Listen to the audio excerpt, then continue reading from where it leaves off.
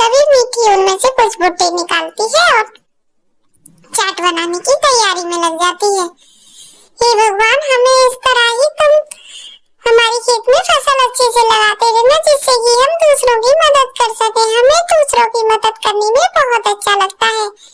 मीठी सारा सामान एकत्रित करके चाट बनाने लग जाती है और वह बनीवन बहुत खुश होती है कि मुझे सभी लोगों के लिए चाट बनाने का अवसर मिला है।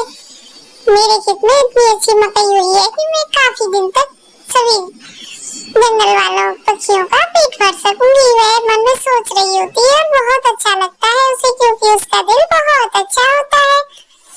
आप लोग भी हमारे चैनल को लाइक, शेयर और सब्सक्राइब कर दिया करो। ये लो मीठू जी, बताओ खाकर कैसी बनी है? हाँ मीठी, मैं भी बताता हूँ। तुम जब तक अपनी सारी फ्रेंडों को बुला कर ले आओ।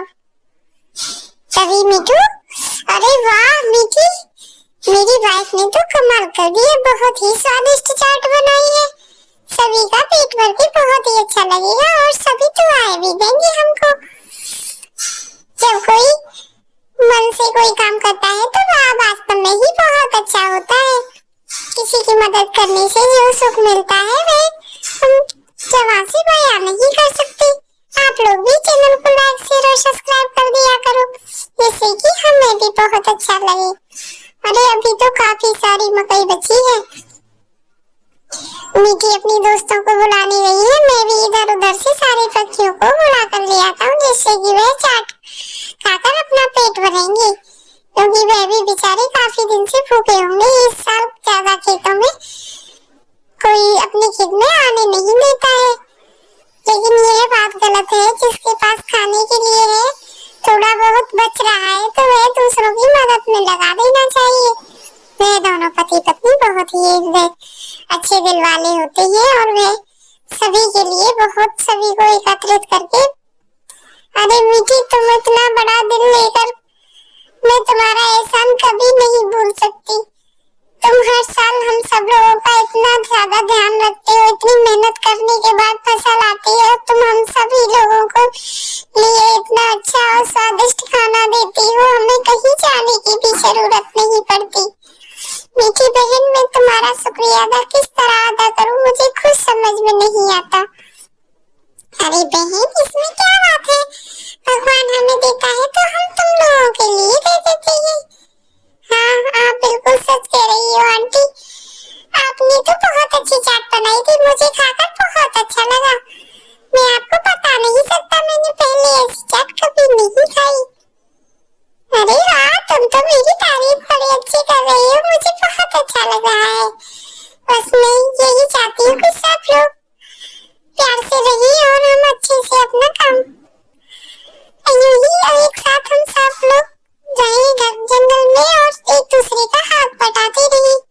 अरे मीठू जी, आप आ गए।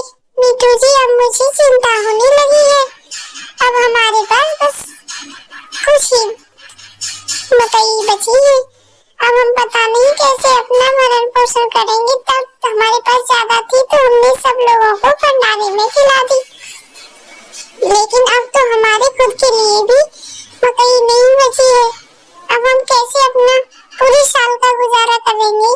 अरे मीठी, तुम बिल्कुल भी चिंता मत करो, भगवान कोई न कोई रास्ता हमारे लिए जरूर निकाल देगा, क्योंकि हम किसी की मदद करते हैं तो भगवान भी हमारी मदद के लिए आगे आते हैं।